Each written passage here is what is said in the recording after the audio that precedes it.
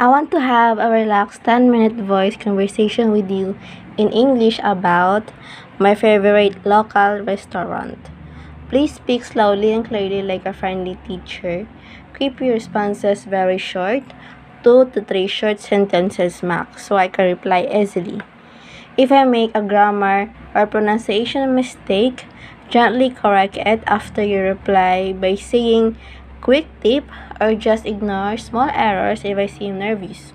Don't end the conversation until I clearly say stop, but that's all for today. I'm approximately your level B1 intermediate. Ready when you are. Let's start. Welcome back. That sounds like a fun topic. And your English is always great, so don't worry too much. What kind of food does your favorite restaurant serve? Chicken. I guess because Jollibee. Jollibee is super popular. Their Chicken Joy is famous for being crispy and juicy. Do you like the original flavor or do you prefer it spicy? I love the original flavor, and I hope the Philippines Jollibee here, the stores, they would upgrade their gravy. What do you call where they put the gravy, because it's a small amount of gravy and it's not really worth it. I hear ya. Many people love that gravy. You're wishing they'd give a bigger container or more gravy with the meal, right? What's your favorite thing to dip in the gravy? Oh, the chicken, of course, and it would be another is the rice or the fries. What else? That's what I'm thinking of it right now. Oh, yeah, those are all great choices. Rice and chicken gravy together is a classic comfort food combo.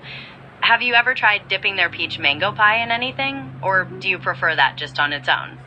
No, I think it's not really work well with with sweet, and the gravy is kind of like sour like that. I don't know the the taste of I don't know the taste of the gravy. It's confusing.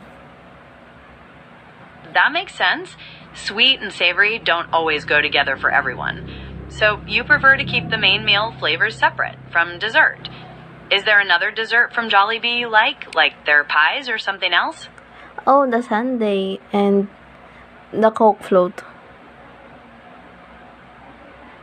Sundaes and Coke floats are both great choices. The creamy vanilla ice cream with the fizzy Coke is always a refreshing combination. Do you ever mix any of the ice cream into the rest of the soda or keep them separate? Sometimes the Coke float. It has like ice cream top on it, and then I dip my fries on it, and it's delicious. Yes, dipping fries in ice cream or a milkshake is a combination a lot of people enjoy. That salty and sweet and hot and cold can be really good. Is there any other dipping combination you've tried that's been surprisingly tasty?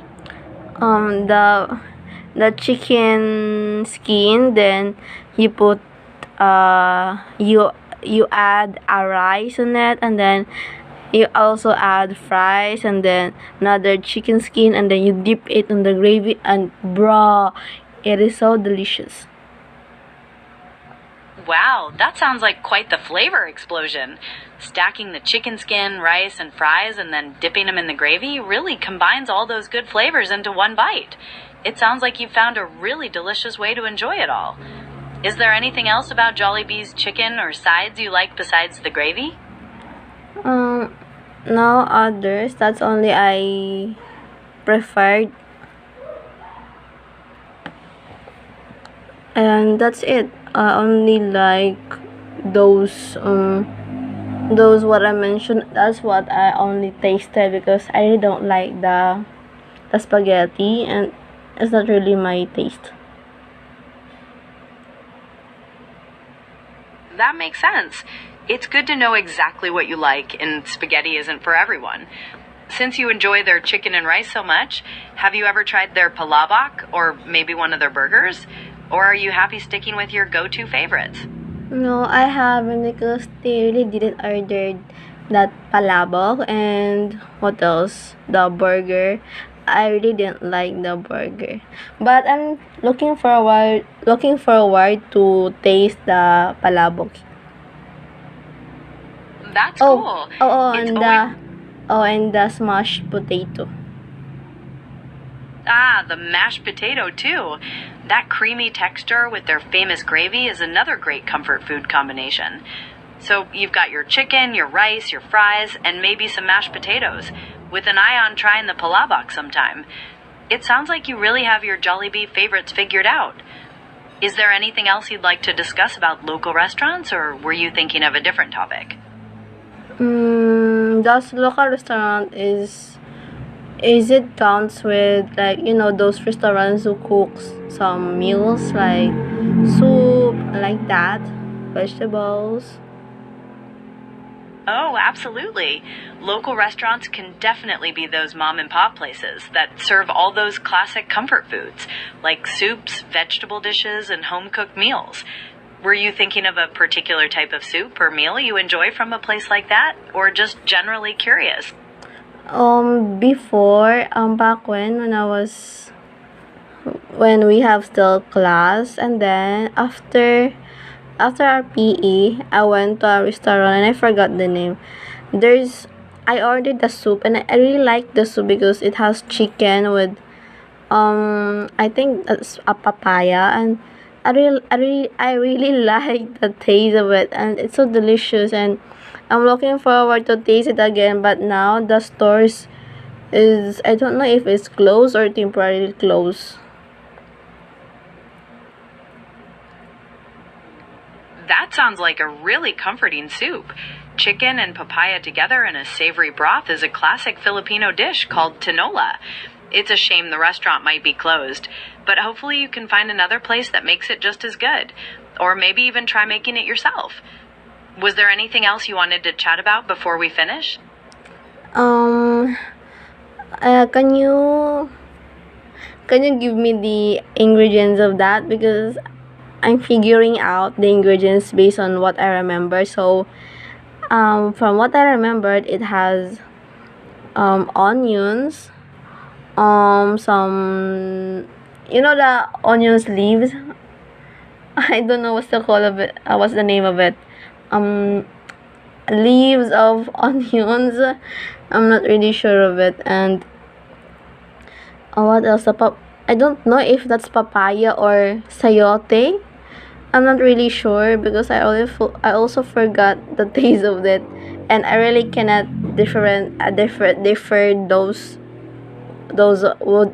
what I mentioned vegetable. And then the chicken is they don't have it was the chicken color was a plain white, and there's no soy sauce was mix of it. And what else? There's a cabbage also, and a tomato. You're on the right track. Traditional tinola usually has chicken, ginger, onion, garlic, and either green papaya or sayote. The leafy greens could be malunggay leaves or pepper leaves, which people sometimes call sili leaves. And you're right, it's definitely more of a clear, brothy soup without any soy sauce. Some people add cabbage or other veggies depending on their preference, so adding tomato could be a local variation where you tried it. Does that sound like what you remember? Yeah, I think so. Could you help me about this how to cook it because I'm figuring out how to cook it. Sure, I can do that.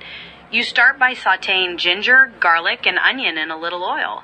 Then you add the chicken and cook it until it's lightly browned. After that, you pour in water and fish sauce, bring it to a boil, and let it simmer until the chicken is tender. Finally, you add the papaya or sayote and cook it until it's soft, stirring in the leafy greens at the very end.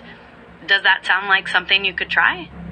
Yeah, I think I will try it tomorrow. But I'm still figuring it out that days because I'm not quite that kind of people who remember the taste of it. But I'm missing that. It's lingering on my tongue. I Lingering get on it. my tongue. Sometimes I get it. Sometimes that taste just sticks with you. Focusing on the ginger, garlic, and onion at the beginning will help build that savory base you remember, and the papaya will add a subtle sweetness. Don't worry if it's not exactly the same. Cooking is about having fun and making something you enjoy. Good luck trying it tomorrow. Is there anything else you'd like to discuss? No more. That's all for today. Thank you. You're very welcome. I hope you enjoy making the tinola. Have a great day, and I'll be here when you want to chat again.